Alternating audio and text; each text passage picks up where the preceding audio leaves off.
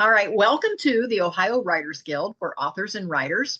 And today we're going to be talking with Stacy James all about her background, her history, and her new book. So you're going to hear a little bit about that. But before we do that, I want to introduce myself, Kathy Benner. I'm a passive income mentor. I have the Kathy Benner International Academy.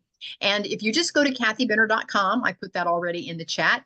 If you just go to kathybenner.com, you will see the 5 lanes that I teach in. So I have a free meetup. This is the free meetup in this particular group for authors and writers, but I have a free meetup for folks that are getting involved in real estate. And you can see it's all about passive income. So, and my passive income comes from real estate. So I have a big passive income lane in real estate. I also have how to build a better business. We talk about how to lay out your website to make your customer the hero and you the guide. And there's a whole series of videos you can listen to there, and it's an entire course. And then I have also a networking and connecting where we get together once a month. And I also have it's called Fit as a Fiddle, and it's all about health and wellness and just being your best self. And my new book is coming out at the end of this month, and it is The Biohacking Entrepreneur, which is all about how you can balance being healthy and doing all the right stuff. We all know what it is, but it's so hard for us to stick to it sometimes when we're an entrepreneur, because we get in that flow of trying to get that next book published or get that next business launched or whatever it is that we're doing. And we sometimes forget to take care of ourselves. And so the book is a collaborative effort, just like the book that Stacy is currently in, where several authors have come together and give their insights and expertise on how to balance all of that. So that is a little bit about me. Sandy Kachurik is my co-host, my co-mod, and I'm going to let her tell you a little bit about what she brings to the table. And Sandy, how long have we been together now? Gosh, it's been a few years. Yes, it has. I at least probably 5, maybe 5 Probably, years. yeah. Yep. Yes, yes. Hi, everyone. I'm glad you're here. I'm glad you're thinking about writing and how that could fit in your life. Add it to your already busy lives, I'm pretty sure. And how to keep going once those books get launched and your short stories get launched. I direct a writer's workshop in Yellow Springs, Ohio. I call it Into the Springs. We're at the Mills Park Hotel, which is about the center of the town. And if you know anything about Yellow Springs, the town itself is quite a lovely space to walk around in. And the workshop fits in there very well. It's a whole weekend. It's always the first week of August, August 1, 2, and 3 this year. And I invite featured guests who are writers and experts in the writing world. Only about 2 or 3 of them. I keep them busy the whole weekend because I want them to be accessible to you. If you have a question that comes to you on Saturday after seeing a session on Friday with one of them, that person is still there on Saturday, probably giving more sessions as well. So to me, I want you to walk away from the end of the weekend, one, your head about ready to explode because I'm going to give you so much information, but also with some renewed vigor to going in and saying, yeah, I've got my problem solved or my questions answered or a better direction to take or however it happens for you, because writing is like a lot of art forms. It's very individualized, but it's also a business if you want to make a living at it or some income from it. So it has to conform to a bit to your audience. So you're playing this whole kind of back and forth between I'm an individual. Well, I want to make something commonplace too. It's a crazy question. You could talk to a lot of people there that weekend. I only have about 50 to 60 people. So it's a small group. We share the same space, the same sessions. We all have lunch together. There's open mic reading on Saturday night if you want to read up to 10 minutes of your story. I have book sales on Sunday morning at the Mills Park, and Ellie's restaurant is well known in the area and is one of the busiest places in Yellow Springs is on Sunday morning. So I have now tables set up in the banquet hall and enticing those brunch people to come on in and take a look at your books, as well as your fellow colleagues for that weekend too. The sessions, as I said, are shared this year. The two featured guests for the whole weekend is Victoria Salvaggio. She is the owner and literary agent of Storm Literary Agency. Yes, she is hearing book pitches. All you need to do is to know the ending of your book if you want to give that pitch. Man, I tell you, it's only about 5 minutes long, but it can be the most tension-ridden 5 minutes of your life. She's going to show you in a session how to do it best, so you can feel most comfortable. And even if you don't want to go traditional publishing with an agent, it's always kind of nice to see how many ways can you reformat your story to fit a cover blurb, to fit an advertising piece, to pitch it to an agent, to sell it in the elevator, as they call elevator pitches. That's all the business of writing as well. So she's going to teach a session on doing a book pitch. She's going to teach a session on query letters. Query letters is if you don't pitch in person, but you see something like, ooh, I want that agent. I want to get a chance and maybe get an agent for my book. Well, you send them a query letter. And that's only 250 words, but again, a very critical 250 words. And she's also going to teach a session on editing. How do you get a piece ready if you're editing it for a magazine, editing it for a podcast, editing it to send to an agent, and so forth. Along with Vicki is Juliet Hyland. She's well surpassed her 25 books that she has published. She writes for an imprint of Harlequin romance, mostly in medical romance. And she does that while a daytime job, 2 children, and a husband, a house, et cetera, et cetera. You fill in all those blanks. She gets it done. She's one of those where someone asks her, so what do you do for fun? And she didn't really know the answer to that. So she's a driven woman, but she is clever. She's going to do sessions such as, how do you create characters that your reader can root for? Because that's the key in fiction and maintaining that. And even in nonfiction, yes, you're writing about yourself or your people you know, but it's still got to be for the reader. They want to be able to root for you. So all of that can be translated into so many different genres. Then she's going to do a little writing exercise, and that will carry over to the next day. And there are a lot more writing exercises that weekend. So you can go home with new ideas, maybe perfecting some older ideas. So there's that together. So it's a lot. I've got my website up there, Into the Springs, writersworkshop.com. That'll give you all the information. Should be exciting. I'm certainly looking forward to it. And I'd appreciate it if you have any questions. By all means, you can contact me through the website. Thanks. Sandy, thank you so much. Now, for those of you that are listening, I remember when I've always wanted to be a writer from the time I was 12. And of course, life gets in the way, and you have to get a job and pay the bills and all of that. So when it finally came full circle, I didn't know what I didn't know, and I thought, I want to write. What does that mean? Where do I start? What do I do? And one of the best things that I did for myself was attending a writer's workshop and surrounding myself with other writers, because it taught me how to think about writing. And that was the first step of becoming a writer, is knowing how to think as a writer.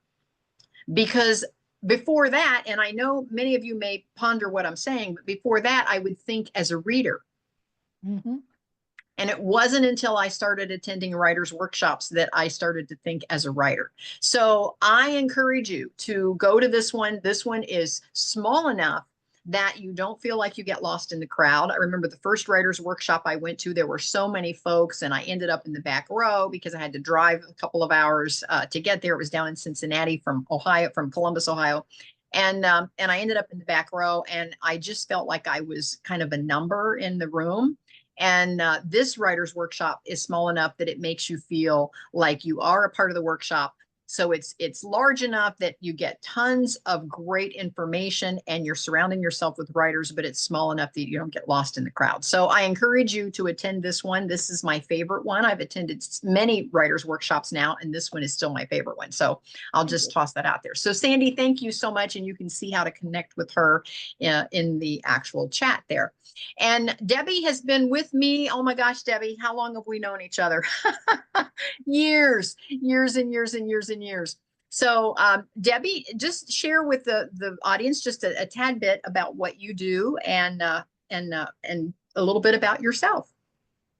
Yeah, thanks, Kathy. And it's really great to be back in the loop of things. I've been trying a little bit each week, and I'm a almost writer for my book anyways, but I do write for Kathy's magazine.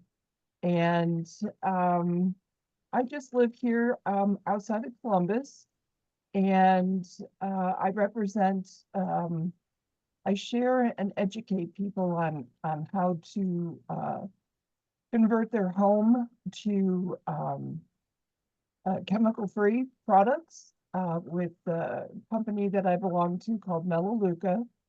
40 years.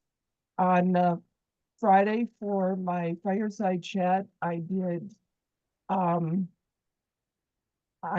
was the presenter that, yes, our Friday, and I talked about Melaleuca. I shared a video that kind of answers a whole lot of questions for people.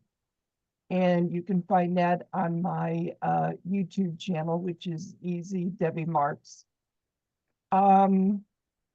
I'm a grandmother, and I'll tell you, this year has been crazy, and it's going to be even more busier as the year goes on.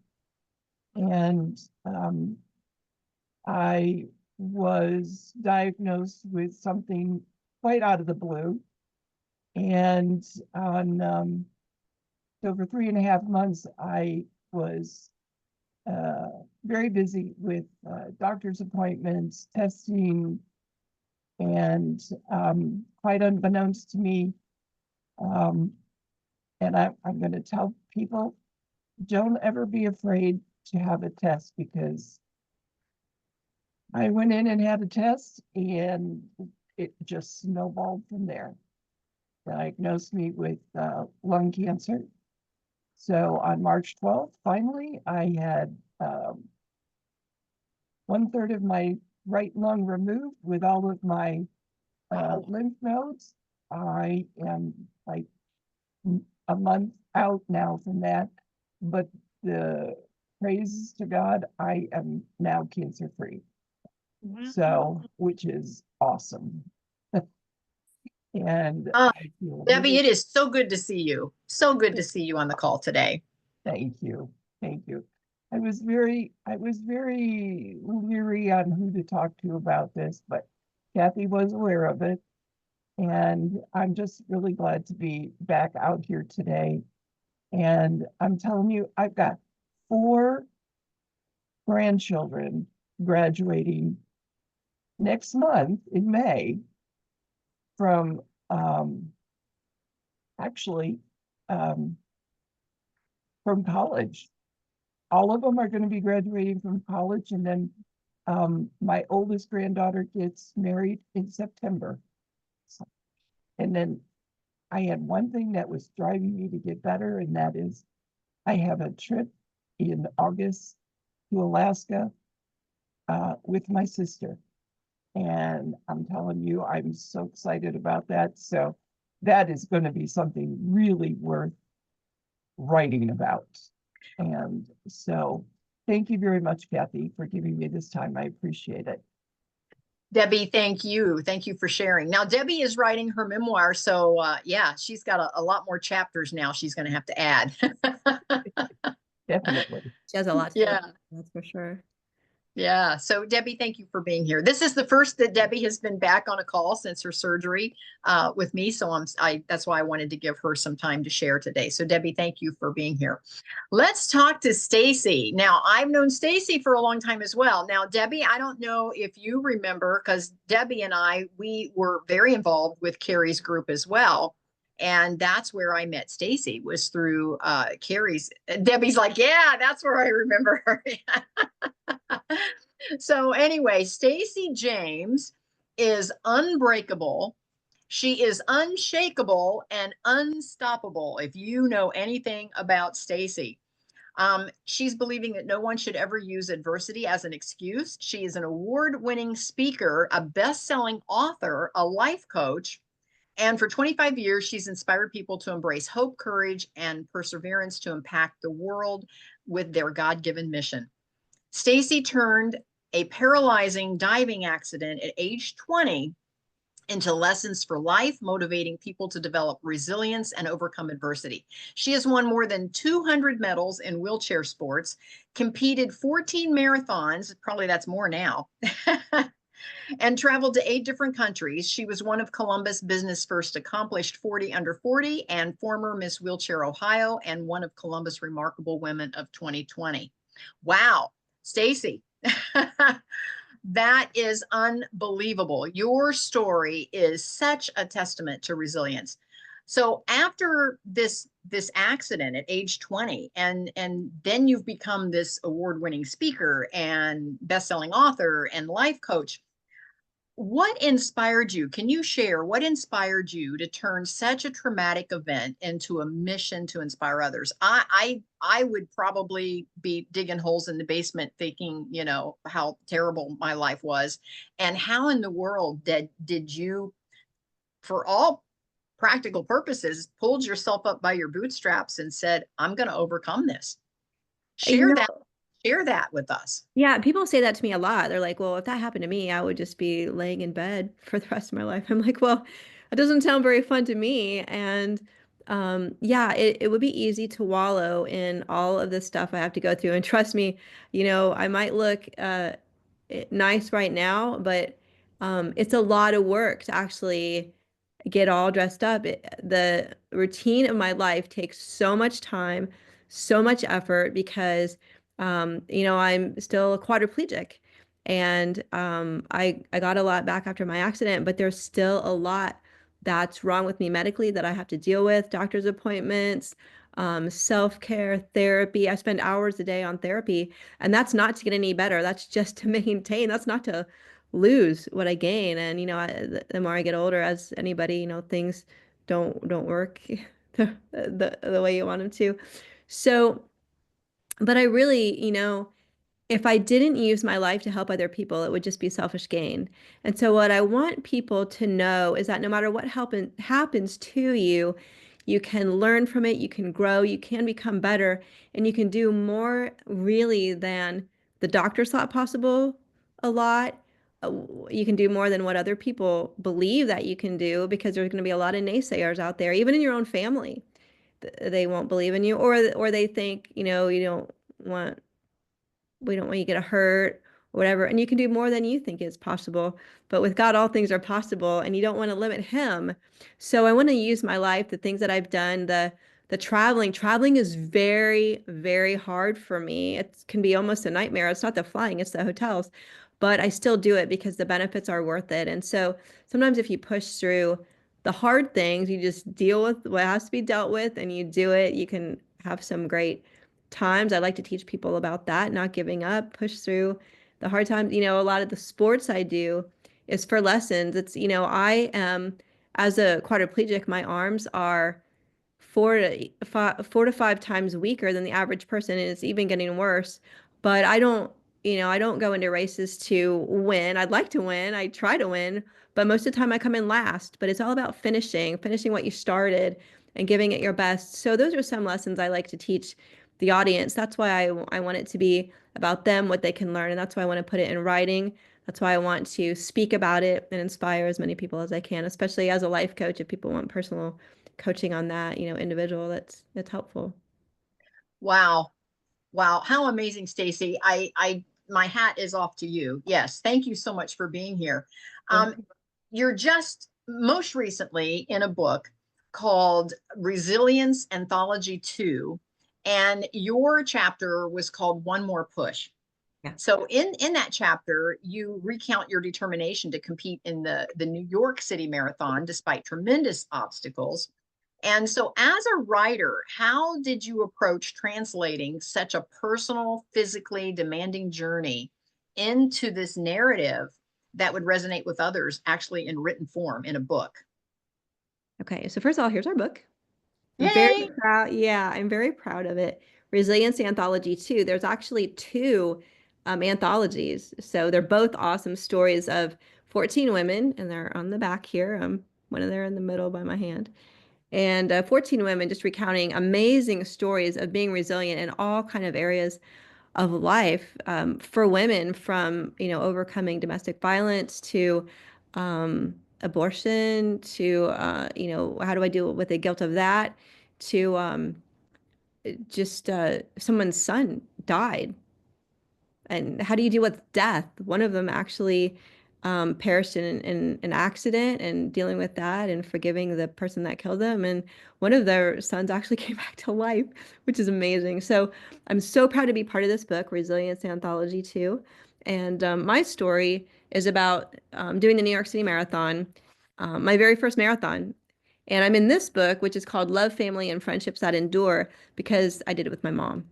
And so it's all about, my mom coming alongside me, supporting me, helping me, and us doing that together, just like she's always done ever since I had my diving accident 35 years ago when I was 20 years old.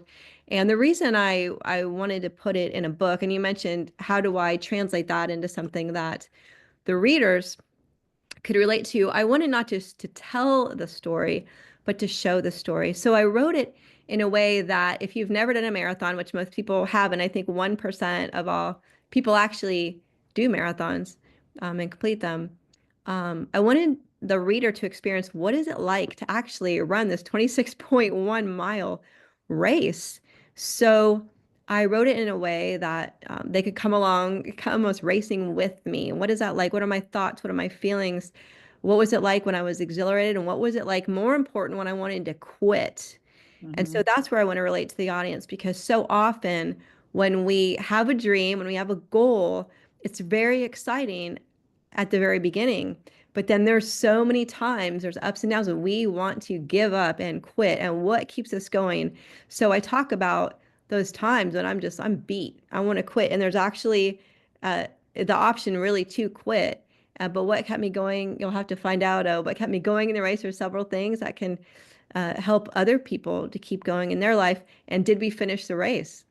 You have to read the book to find out, because sometimes you don't finish a race, but what you learn along the way are lessons that will help you in life, that will make you stronger and better for other challenges. So, so there you go. Did that answer some of your question, or is there more? Oh, absolutely. So don't forget, check out the chat. Now, if you're listening to this as a replay, I will put a link in the actual replay description so that you can find Stacy's book, because now we're all curious. We have to go get the book so we can find out. But writing about adversity can be emotionally challenged. And how did you balance sharing your most vulnerable moments with maintaining the unbreakable spirit that you're known for? Now, was there a specific point in your writing where you found yourself overcoming emotional hurdles in order to complete the story, or was the writing pretty easy? Writing, I'm not sure that writing is ever really easy. What I do when I write is to just, I want to get it out the way that I remember experiencing it. So that's what I do. I write about, I want to not just tell people, but show people. So what I do is I try to remember the conversation, and I put it as conversation rather than the nurse told me XYZ. I say, nurse so and so said, quote, whatever it was, Okay. and then my response, and then whatever. Now the biggest thing that is helpful, and this would help your readers, is I'm part of a writing group where I get feedback every so often on what I'm writing, and the feedback I'm getting is, you're telling us like a laundry list of what happened to you in the hospital. What are your thoughts? You were injured at 20 years old. You had your whole life ahead of you. And what are your thoughts about, this is devastating. Well, at the time, I think it was just going through the motions. But what they want to know for anybody, what are your real emotions behind this? Because I think people relate more to real authenticity than they do to the champion that's always winning, and never experience any kind of sadness or grief. And I think everybody goes through that. So it's good to put those authentic times. And I have to reach back and try to remember, what was I thinking? What was I feeling during those times? And so I write it out, and they say, just put the mess on the page and you can correct it later, but just get it down. And so your Mhm. first draft isn't going to be perfect, and just know that, just so you get everything that you're experiencing, feeling, all the big events down, and your, like I said, your thoughts and your feelings. So that's what I try to go for. Now, whenever it's traumatic like that, I think when you have to kind of think and you have to go inside yourself and go, okay, I'm going to go back and I'm going to think about what was I feeling? Do you have to relive all those emotions again as you write them out again to get that authenticity? Well, it's reliving it, but for me, it wasn't, I don't remember it as being like horribly traumatic. Some, and it was a traumatic accident. I slammed my head on the bottom of 3 feet of water when I was a college student at 20 years old. I was at a swimming party with friends, and I wasn't drunk or anything. I was with a group called Campus Crusade for Christ. We were celebrating the end of our school year. And I was standing on my friend's shoulders in the shallow end of the pool, and I felt myself falling off. So I dove toward the deep end, but never made it. Like I said, I slammed my head in the bottom of 3 feet of water and was instantly paralyzed from the neck down. And I would have drowned if that's what I was really scared. I thought, no one knows I'm hurt. And my friend rescued me. They pulled me out of the water. And so the story kind of goes from there. Um, so reliving that, I remember the frightening feelings. I remember being scared. Why isn't my body moving? It's remembering that there wasn't a lot of trauma that I remember that sent me into really depressing feelings as I'm writing it. But some people, as they write their stories, they are traumatic, and Mhm. they could be reliving those experiences. Sometimes you don't want to, it's hard to relive that. And one of the things that our writing coach told us was, like, if you've gone through something really, really traumatic, you don't want to, especially if you've gone through a rape, you don't want to give all those graphic details, because the reader is going to experience that and they're not going to forget it. It's called secondhand trauma.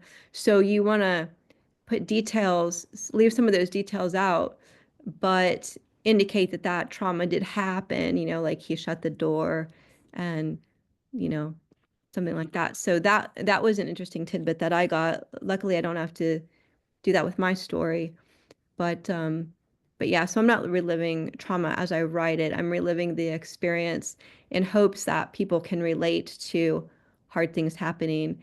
But what you want to give people when you write is you want to give them hope that this is getting better. This eventually did get better. I did overcome this emotionally, and here's how I did it. This Bible verse helped me. The support of my family helped me get through. People helping me with this or that, or coming to the Lord in prayer. That was really helpful. And this prayer got answered. That gives people hope for what they're going through. So I try to touch on those things. Wow, Stacy, this is so much more. I mean, I've known you for a while, and this is just so much more than what I ever really knew about your story. So you face these incredible obstacles, not just in life, but also, getting everything written down. And what were some of the biggest obstacles that you encountered while writing your experience? Did you have any or a few that you had to really kind of dig deep and figure out how to overcome? The biggest obstacle I find is I'm writing this like 34, 35 years later. So I've wanted to write a book for decades. I just didn't do it. And it's because I was like, I'm not going to remember all that. And so that's the biggest part, is like trying to remember things that happened many, many years later. So it's just a matter of, okay, I'm just going to go with what I know. I'm going to write down. And what I do is, in my phone, I have many different categories. So I've got one list of book memories. So as I'm writing it, I'm like, oh, I Oh, remember that happened. That person sat down with me and had this conversation. oh, I remember this nurse did that, and I write it in my book memories. So I write it chronologically, and like I said, I just try to remember things as they happened. And so the Lord is bringing back more things that I remember from time to time. Oh, I remember this person sent this card and said this, and that meant a lot to me. Um, so Well, that then one memory probably would trigger maybe even another memory. they do. Yeah. And another way to do it is because I had a lot of friends at the time um, that went through this with me, that visited me in a hospital. And I remember running into one of my friends. I was like, what do you remember about my accident? And he told me some stuff that was very, very helpful. So that's another thing. I'm going to go back. I'm going to talk to some friends and family that were there, that went through it with me, and that will be helpful at triggering memories. And also, I want to write from their perspective. What were they thinking? What were they doing at that time? Because there's a background of there. My mom, my dad, my stepdad were all like their background. My mom was, traumatized behind the scene, never let me see her cry. And she was begging God, like, God, put this on me, not on my daughter. And she never told me that the doctor told her I'd never walk again. Thank goodness. Wow. Yeah. Wow, wow, wow. Did you ever feel like giving up? There were times, I don't know that I felt like giving up, but there's one point in my book that I haven't written it yet, but there was a time when I didn't realize how bad it was when it first happened. I was just going through the motions, do this, breathe in this drug to help your lungs, do these exercises in physical therapy. It wasn't until I used to twirl baton, and it wasn't until I saw a baton twirl and I thought, give me that baton, I can twirl it. But I knew if you put it in my hands, it would slide right through my fingers. That's when I realized I'm like, I couldn't stop crying. The reality had finally hit me that you are way more hurt than you realize, and this might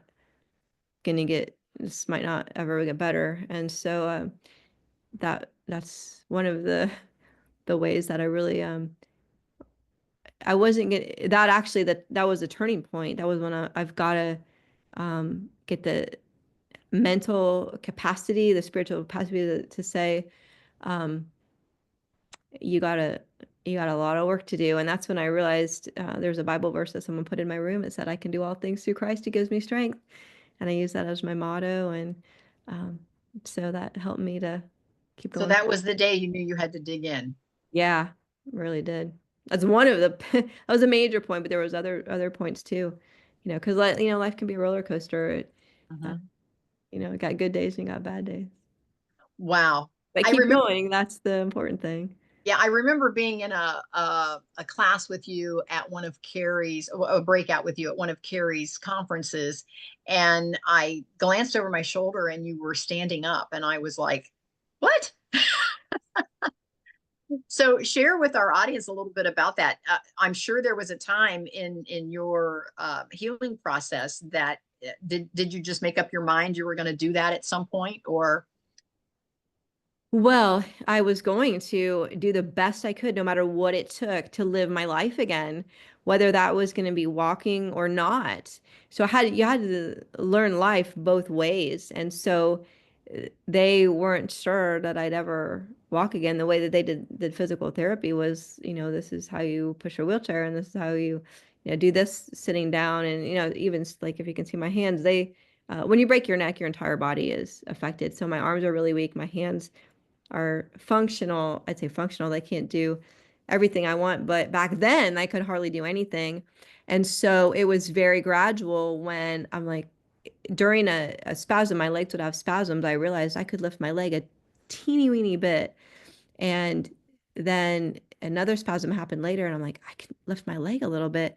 Then I very gradually got some movement back in my legs, and we strengthened those muscles. And then I was able to stand for just a little bit. And just very gradually, I was able to walk through parallel bars. And when I left rehab, I was able to walk with crutches. So it was a lot of therapy, a lot of prayer, a lot of determination, a lot of not giving up. And so now when I go places, I often look for places I can stand in the back because it's more comfortable on my body. It helps keep me awake. I'm tired almost all the time from drugs I take and from not being able to sleep. And so it helps keep me awake. And right now I'm standing up because it's just, like I said, it's more comfortable. I try to stand as much as I can. Gets a little harder as I get older, but yeah. So that's Wow. how I'm standing. People are surprised when I do that. Yes, I was surprised. So very pleasantly surprised. I was like, wow. Yeah. So that's when I knew that you had grit. That's when I knew. When I saw that. I thought Stacy has grit. She's going to make it no matter what. What time of day do you find yourself more productive when you're writing? Let's talk a little bit about the writing process. Sure, I'd like to help some other writers. Okay, first of all, I have a very busy life. There's so many things that I'm doing in my life. I'm not a full-time writer. I'm not a professional writer at all. I have to squeeze in that time. And here's where I really fail is having the discipline to write because I'm always trying to, I want to get this done. I want to get that done. I got to get this financial thing done. I've got to get this newsletter out. I need to make phone calls. I need to do therapy. I'll write after this is done, after that's done, and then it never gets done. So it's what I That's do. all of us, by the way, Stacy. That's why I said that because you told me that earlier. Yeah, Yeah. I think it's a struggle every writer has is finding that time. And it's discipline that gets any job done. I can't wait for inspiration. I'm not necessarily inspired to do anything. It's just a matter of I'm going to get this done and I'm going to do it. And so what I did for the collaboration book, the benefit of that helped me get that story done was that I had a deadline. I had to Hmm. have it done at certain dates so that it could be edited in time. And part of my problem is pushing things to the deadline. It's much better if you get it before. So that was helpful. That's how I got that out. And what I would do is I don't type a lot. I dictate it in my phone. There's a notes feature on your phone. I would dictate it into the notes of my phone, and then I could transfer those notes into Word and then I would work from there. But that's how I did it. Dictating, it's a lot more words out there. It's easier for me. That might be easier for some of your listeners. If that's what it takes, that's what it takes. You got to do what it takes. So I would do that. I would just say, you know what, I got to get this done. I'm going to do it. I'm not a morning person. I would just do it in the afternoon. And then I'd write for like and speak for like an hour, hour and a half. And then the next day do more. Now, I'm writing my memoir right now about my accident, like I told you my true story. And I do the same way, dictate it into my phone, transfer it into Word. And or you could also just print out the notes from your phone, which sometimes I do that. And here's my problem is I don't have a deadline. So I have got to get this book out by the time the next NRB, the National Religious Broadcasters, comes out in February because I want to promote it then. So I've got to get it done this year. So I need to make a deadline by probably the fall because then it gets to be Hmm. edited, then it needs to be published, and I've got to have readers, I've got to have editors, I have to get a book cover, so all that has to be done. So the biggest thing that you as a writer want to do is make a deadline, tell people your deadline so that they can help you because that will seriously get your butt moving, and that's what I need. Otherwise, your book is going to be in the future, and so Oh, I've talked to authors. They've been writing a book for 10 years. Yeah. yeah, me too. Or wanting to write a book for all that time. Yeah. Oh, yeah. Yeah. Yeah. Yeah. Now, do you have any rituals or routines? Is it like I'm going to write for an hour right after lunch every day, or is it anything that structured or no? What I do, I try to get out of my environment. My house currently is not a good environment because there's too many distractions. There's TV, there's Hmm. piles of paper, piles of things to go through. I've gone to the library to Hmm. write, get myself one of those. You can get like a secluded room, or if you're just typing, you don't need that necessarily. Or I get outside my house, when it's nice, just sit outside on my sidewalk and dictate into the phone, and that's how I do it. Is get away from the environment for a while. A lot of times, people that work from home say, "I have to get out of my house to get anything done," Hmm. and it is Hmm. so true. So find yourself a place, or I'd go to like a restaurant where I could sit outside where they don't mind if I'm at a table for a while. So those are some strategies that I used to at least get the initial stuff done. Then once it's Oh, on the paper, then you can work with it from there. I get that. I have, again, my passive income is mostly rental properties. And so I always have something to do with the rentals because I have like 28 doors now. And so there's always something. There's always a maintenance request, or there's a new move in, or there's a move out, or there's, there's always something. And I too have to just move to a different room. So what works for me is I just, and again, I like to dictate into my phone as well. I use Google Docs. I just talk right into Google Docs, and that way it's already right there in the doc, and then I can edit from there. And sometimes, like you, Stacy, I'll just go into another room where, like our dining room, the table is always cleared off. And that way I'm not sitting there trying to write or dictate my story. And I look around and I see these stacks of bills that need paid, or the, you get it. So, yeah, so that works for me as well. I certainly understand that. Now, many new authors, they struggle with finding their voice on the page. They're like, do I write in first person? Do I write in third person? Do I make it conversational, or do I just tell the story and then later try to, they have a hard time finding their voice. Can you share how you developed your voice, on how you decided how you wanted to show up on the page? Yeah, I wanted to write it in first person so people would know that it's me telling the story, it's me experiencing it. So writing from I said this, I thought this, um, the nurses said this. And also there was one interesting piece of feedback I got. I was writing for my mom's story, and I wrote Helen, and they said, "Oh, you should write Stacy's mom, because that makes it more personal. That identifies it as your mom." But yeah, so I wanted to write it in first person. I think first person helps you to show more rather than tell. So that's why I chose that. And then what made you decide to make it conversational with the quotes? Because I think that's more, uh, well, first of all, I think it breaks it up a little bit. It makes it a little, gives it more variety. It shows what they actually said and what you actually said back in real life. So I think that makes it more real. At least it does to me. So sometimes there's some instances when I was telling the story, I wrote the nurses said XYZ, and I thought, oh, this might be interesting if I just said, Nurse Clara said, Stacy, you got to take control of your care, instead of she said. I just put it in quotes as if she said it. And my response, I just thought it made Okay. it. So it makes the reader feel like they're actually taking the journey with you. Yeah, that's what I want to Yes. do. Yes, I love that. I love Because I that. want it to, I think too, how would this look in a movie? And are I think through that as well, because I'd love my story to be in a movie someday. So I think about what would that look like as a movie. So that's another thing, maybe, that if your readers want to think through that, uh, it might be just an interesting way to look at it. That's a good But point.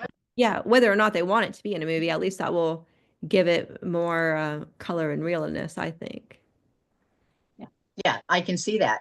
As someone who's completed 14 marathons and earned over 200 medals in wheelchair sports, how did you translate that physical perseverance into the written word? That's a tough one. How did you Yeah. structure your story to reflect that determination and tenacity that you're known for? Well, what I do, like I said, I try to take the readers on the journey with me. I write about what I was thinking, what I was feeling. And I remember, okay, so this is a long time ago. I wish I would have written things as I was experiencing them. But at one point I remember I a lot of what I did, I wanted to do as to be a role model for people, because sometimes I did not like what I was doing. I remember pushing around the track at the Ohio Wheelchair Games, kind of stuffed in this track chair. It is not comfortable. It's not fun. My arms are weak. My arms are hurting. And I remember I'm going around and around this track, and I wrote this poem in my head called Perseverance. And it's like, perseverance is keeping on when the road is rough, when the road is long. Perseverance means not giving up when you look in the stands and no one's cheering you on. All your friends are really at home. Uh, and I wrote it in a rhyming fashion. I just remember that poem right now. But yeah, it's like, it's not necessarily fun, but I try to write that as a way where the reader can experiencing it with me and will know my thoughts. Like, this isn't necessarily fun. This is hard. These are, I want to give up. I want to get it. It's freezing cold outside. I want to get in a warm. I'm hungry. It's like, the full moon is coming out because these are long, long days. And so that's what I try to achieve um, when I do the sports stuff. Now, in your work, There is but also, to be fair, like, there's a medal to be won at the end. I want that medal. That's why well, I good do for it. you. That's why we do anything. There's a reward at the end. That's why we don't give up. There's a book at the end of our quote race. Uh, there might be a financial gain. There might be something that we want. A successful business, a successful family. That's why we don't give up. And even though it's hard. Well, and Debbie and I've talked several times about wanting to leave a legacy, that's the goal. And so getting our story out there becomes a family legacy, actually. Absolutely. And so speaking of winning the medal, tell us about the one you just recently won. I'm so excited to share this, but I just got this yesterday. This says finish on the 50. And a friend of mine that I was in the hospital, I was in rehab with, I don't know, can you see it? Mm-hmm. Larry. Um, Reconnected with me. He found my website. He's like, I wonder if Stacy James is still out there, if this is the same one. Found my website and he said, would you like to do, after, actually getting to know each other again, would you like to do the 4 miler at Ohio State in the spring? And I thought, yes. I haven't done a race in decades. Since my mom passed away, she was my helper. She would do the races with me. It was a lot of fun. She also loved Ohio State. And anyway, so he made it possible for his sister and brother-in-law to pick me up to get my hand cycle. In their car. It's not necessarily easy. I'll give you an idea what it looks like. That's my hand cycle. And yeah, we did this 4 mile around OSU campus, around the shoe is what they call our stadium. And it was very exciting. And it was funny. I thought with my hand cycle, and he was in a wheelchair, by the way. And so we did it with two other able-bodied people walking with us, and it was fun. We knew we weren't going to win the race. It was just going to be a fun experience. And I did not know how weak I actually was. He was doing a little bit better than me. And we ended up finishing dead last, which was a little humbling. But everybody that crosses the finish line gets a medal, and I wanted that medal. And they say in the book, my life verse is, I can do all things through Christ who gives me strength. So I use that as my strength as well. I often put that verse on the back of my chair when I'm running the race. And one of the benefits I found out later of being dead last is there's no one at the finish line. You're on the field, finish on the 50-yard line, and you're in the stadium, and the professional photographers are there, but no one else is there. So I said, hey, can you take my picture crossing the finish line, and put my arms up? And she's like, yeah. She took several with my cell phone and her camera. And, oh, do you like this? And I said, yeah, that's great. Do this, and let's get the other side of the stadium. And she took more pictures, and it was really, really cool. So I'm so proud. It makes me want to do it for sure next year. I'm going to try to do some other races, but that was fun. Like I said, I didn't win, but it was a great experience, and I got a medal. And so I want to use that experience to encourage people. You don't have to be perfect. There were tons of other walkers. People did it with their baby strollers, and just to have, just to have the experience. There was like 14,000 other people, all having fun. Oh, by the way, it was freezing. I had t-shirt, turtleneck, fleece, coat, and t-shirt over that with my number. You just gotta, something like that, being cold can keep you from doing something, but I didn't want to let it stop me. So I just gotta bundle up. Wow. Wow. I love that. And having that photographer there with no other runners, it was like having your own personal photo shoot right there, at the end of the race, which was perfect. So I love that. It was. I want to share something else that I remember, that is very important with your writers that are listening to. We not only get the experience of writing a book and publishing it, but we need to sell that book. because books don't sell themselves. And if nobody knows about it, it's just going to stay there. It's not going to impact any lives. We want it to impact not just our family and our friends, but people that don't even know us can really learn from our stories. So what we did as warrior writers, that was our group that did Resilience book, called Warrior Writers, Writing for Kingdom Impact. So what we did, we put together these, they're called one sheets, and it's got my bio on there. It's got questions for interviewers. It's got a summary of the book, and it's got a summary of my story. So what I get to do now is, find podcasts for people to interview me about my book. I'm going to try to write some articles for people to publish in magazines and newspapers. I used to do this early in my injury, and my journey would just be call up the local paper and even the Dispatch and say, hey, I'm doing this. I remember I'm doing the New York City Marathon, or I did the New York City Marathon in my wheelchair. This would be a great story. And they published it. I got published a lot of places. And the Dispatch would be happy to have Dispatch in local papers would be happy to have local authors. That's how I found other people's books, is through a magazine, newspaper doing other people's stories. So so we want to, because we don't want to gyp people from hearing our story and our hope and our life lessons that they can learn from. So we get to promote it and sell that book. And so that's what we also went to the National Religious Broadcasters Convention to promote our book. And so, and also as a speaker, we spent time before we went to NRB in February making these promotional sheets, and also making what I've got called a speaker one sheet that talks about my bio, my speaking topics, how I can help people, and some credibility on the other side. So it's keeping it in mind, and also having a website where you can offer people some valuable tips called a lead magnet, so that you can help people with that, and also get their email, so that when your book does come out, promote it along the way as you're writing it. Say, I'm writing this book. This is the chapter I'm working on. So that when the book does come out, you have people to sell it to buy your book. So it's kind of a journey of not just writing, but also thinking through who's going to buy this, who's going to benefit.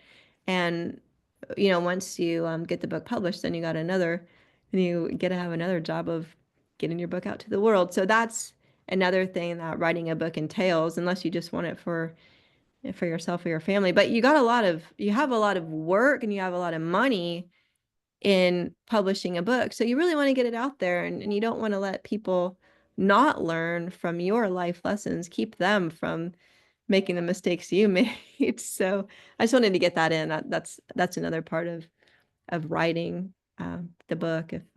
Yes. And I have visited Stacy's website. And so it's called meetstacyjames.com. And she put it there in the chat. I will also put it in the description on the replay. But I agree with her. Again, Stacy and I, we both had some training, and Debbie as well. We both had some training under Carrie Oberbrunner. And that was the first that I have heard about a one sheet and an author's page and all of that. And I have all of that on my website as well. Stacy has all of that on her website. So feel free to visit either of those to see what that looks like. Because we do recommend, if you are a writer, you have to present yourself as a writer. I'm working with a writer right now, and he is so frustrated that nobody is buying his book, but he doesn't have a website. He doesn't have an author's page on Amazon. And so, and he's just so frustrated because he hasn't taken that next step that Stacy was just talking about. So in our Build a Better Business program, which is separate from this one, which is Authors and Writers, I do show you how to put together a website and how to include all of those parts and pieces. So feel free to visit that. Mine is under kathybinner.com, and Stacy is under meetstacyjames.com. So there's our little plug for today. And as a free gift for Stacy, I am actually going to include her, as Sandy and I do with all of our guests, in our speakers cabinet. And so if you have a podcast, or if you know of somebody that is looking for guests to interview, you can go to kathybinner.com, go to our speakers page, our speakers cabinet page, and you will find Stacy's not there yet because I haven't added her. I'll do that after the call today, but I will add Stacy there as one of our speakers so that you can connect directly with her if you want to interview her on your podcast, or if you know somebody that would enjoy interviewing her about her book and her story. And gosh, there it is. there's the book. So feel free to, to connect with her and learn more about her work. And her accomplishments are so remarkable. Miss Wheelchair Ohio, Columbus Business First 40 Under 40, one of Columbus Remarkable Women of 2020. And how did those experiences shape your perspective as a writer? And did they influence your narrative at all? Because I know your whole intent was to inspire. It is. And how they shape me as a writer, what I want to do is take each of those accomplishments and say, what can other people learn from these? Because people are always thinking about themselves. What's in this for me? And so even like as Miss Wheelchair Ohio, like probably no one can relate to being Miss Wheelchair Ohio, but what happened was, I competed for Miss Wheelchair America and I came in third place. And I'll tell you what, it was devastating. And the more I thought about it, I really was depressed for a long time. People can probably relate more to losing on things than they can relate to winning. So how can I take those lessons from how I really was depressed and down for a long time? But you know what? I found how to get back on my feet and live my life again. And so those are the lessons that I want to everybody's story. You want to think about how can this story benefit somebody else? Make it real, think about your real emotions and what you learn from those. What lessons can other people learn? What can people learn from, that? What can they learn from my travels? What can they learn from my disappointments? And what can they learn from my triumphs? So that when you think through your stories, think about what lessons other people can get from that. And so that's what I want to do is take all those life things, especially I think the theme of my life is not giving up and I can do all things through Christ who gives me strength. I want to give people hope that life can go on, life can get better, but you can't just, lay in bed. And I realized a long time ago, no one's going to knock on my door and deliver, here's your dream. It's never happened yet. So no one's See, coming to rescue us and give us what we want. Sometimes God gives us some great miracles and things along the way, but that's when we, as we're working on it, it happens. I want to open it up to questions, comments, aha moments. Anyone on the call, do you have any comments or questions for Stacy?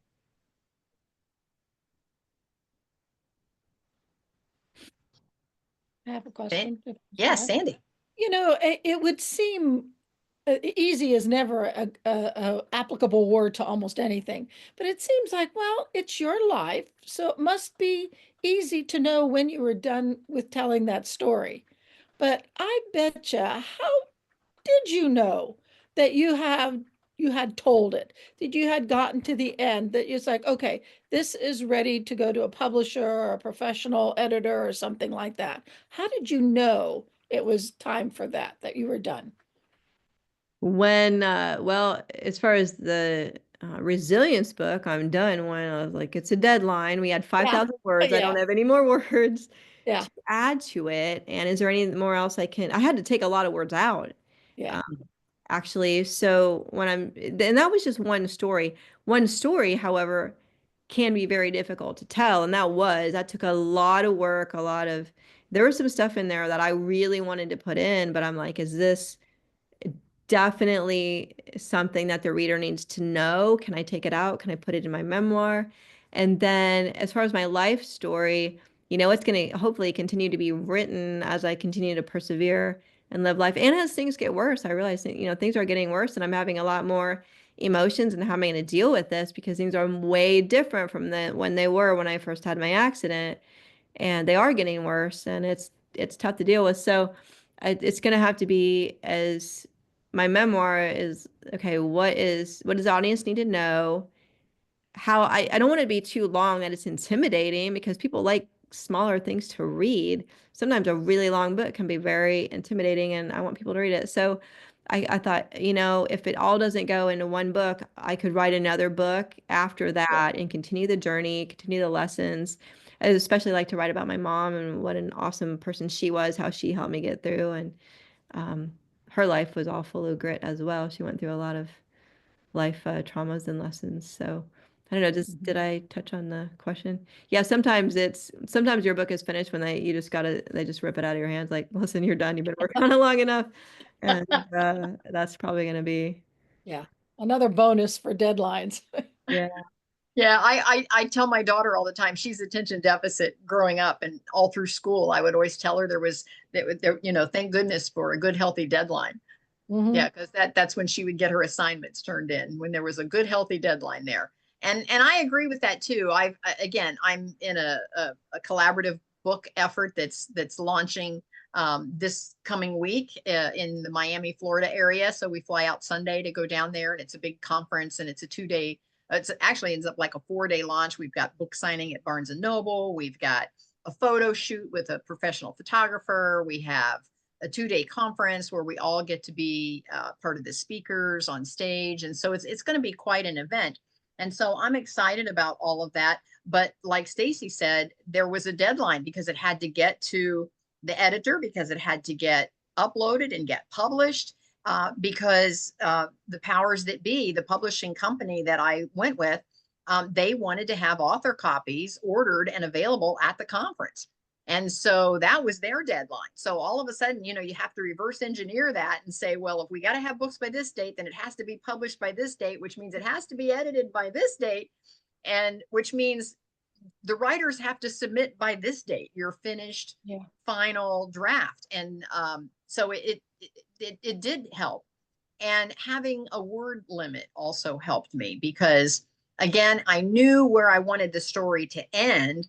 And so what worked for me was to reverse engineer the story, start with the ending, and then what was my main aha turning point in my story, and put that in the middle, and then reverse engineer it and say, now how far back do I want to start, so that I can, in that amount of words, I can get to the aha moment so that I can get to the ending.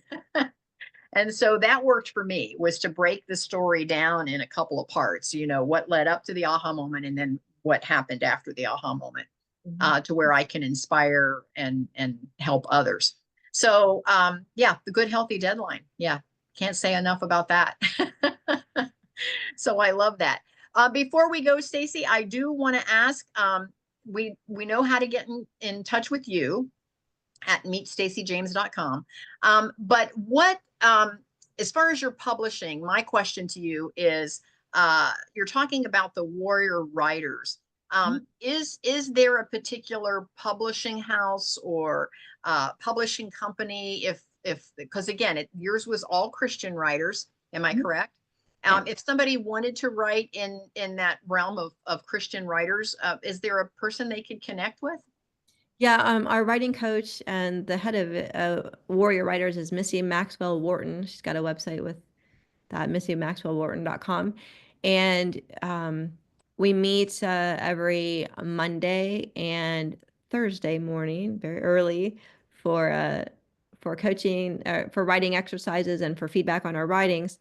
And she also conducts writers' works, like 5 day challenges and some workshops that are very, very helpful. And that's how she can pull some people in. And so it's a great way to learn how to, before we were in the compilation book, we're all writing our memoirs, our true stories. And so she helps us with that. And then someone said, hey, why don't we write an anthology, a compilation book? And so that's how that got started. And it got too big for one book, so we put it into two. So yeah, so they could contact Missy if they're interested in that, and go from there. Very good. Thank you for that, Stacy. Yes, Debbie. Are you in both books? I'm not in both books. No, I think each one of us, Missy and Donna, Missy's the main publisher, Donna is the main editor. Their names are on the book. So there's a lot of books on resilience out there. So their names are at the bottom here. But I think each of us has only one story in the books, because they broke it up, instead of just one book, made it two. But Missy and Donna have a story in each book. I already found it on Amazon. Okay. Yeah, it's going to be available on my my website, and put an easy link to that as well, an Amazon link. So yeah, so you can get it on Amazon, you can get it on my website, and Well, I'm eventually gonna get say, my memoir, my true story, out hopefully by, can't wait to read that. yeah, it'll be And actually, I'm really glad that I came on today. God had a big hand in this one, and because I could relate to many things that you were saying. And someone said to me yesterday, they go, "You have a story with what and how it happened." And I took a lot of notes, and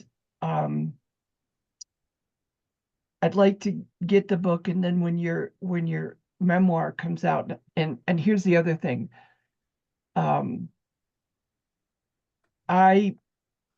I just gave myself a deadline, and I figured if you can do it by the end of the year at least to get written or published in February, I can do the same thing. So, so thank you. I have really enjoyed your story today. I really have. And thank you so much for being on here. And Kathy, good job.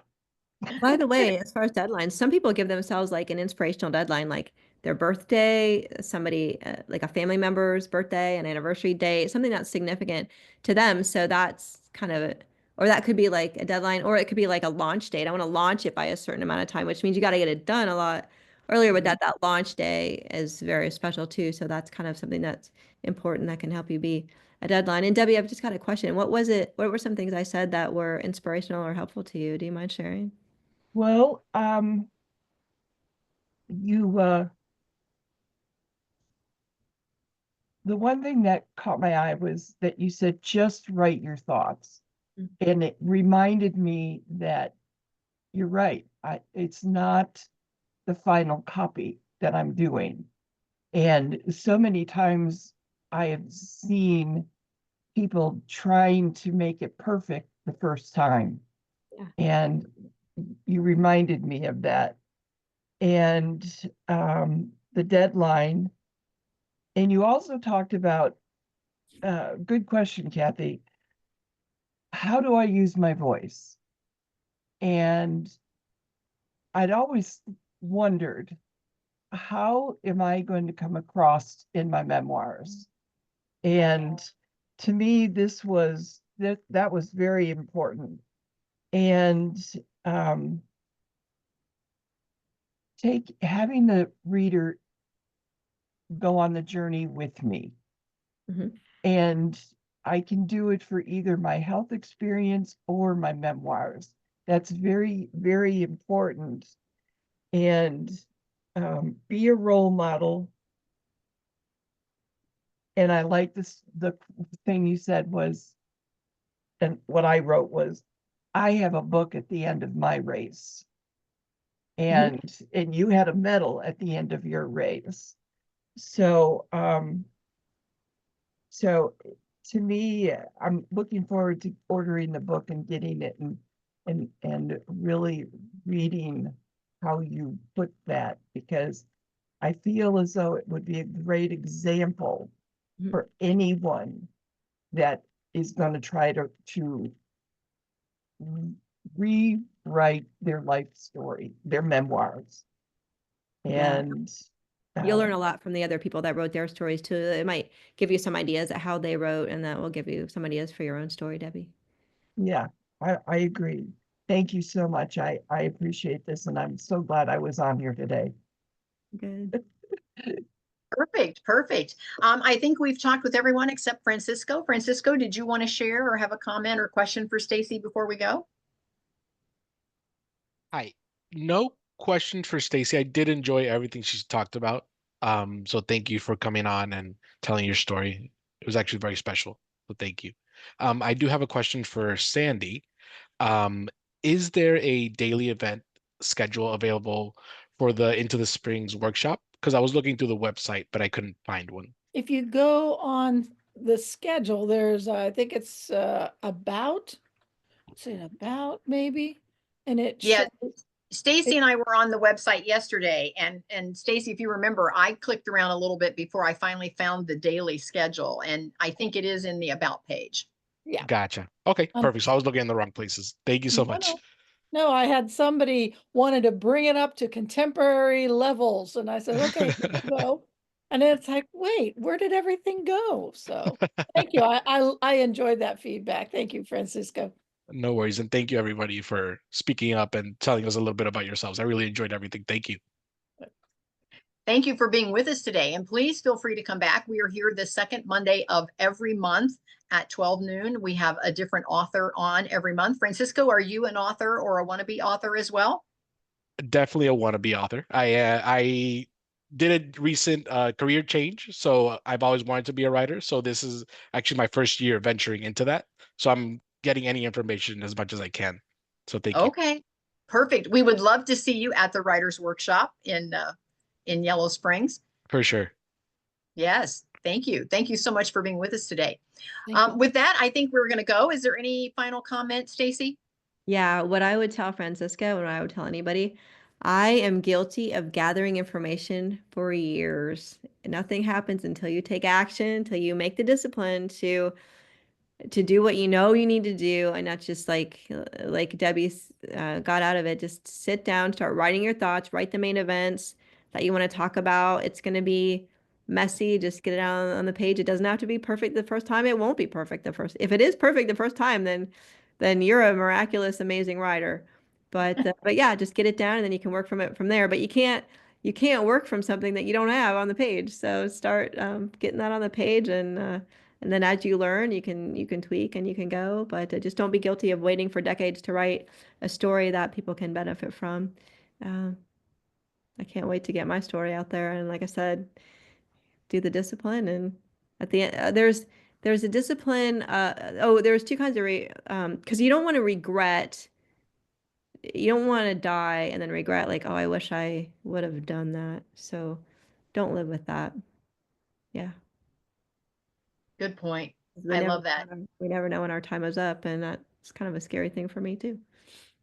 Oh, it's for all of us. Yes. Thank you again for being with us. Sandy, thank you for being on and being my Always a co-host, pleasure. my co-mod. Debbie, thank you. It's good to see you back with us. And you look wonderful. Thank you so much. Stacy, thank you for being our guest today. Really appreciate you. I learned so much more about your story. I knew that you had grit when I first met you, and now it's undeniable. And so thank you for being here. And Francisco, thank you so much for being a guest with us today. And we will see everyone next time. So thank you so much. And if you Bye. want some more information, go to meetstacyjames.com. You can see the book. You can see my blog, poems, information on my speaking. It's a great resource for you. So thank you, Kathy. It was nice to meet everybody. Yes, thank you. See everybody next time. Bye.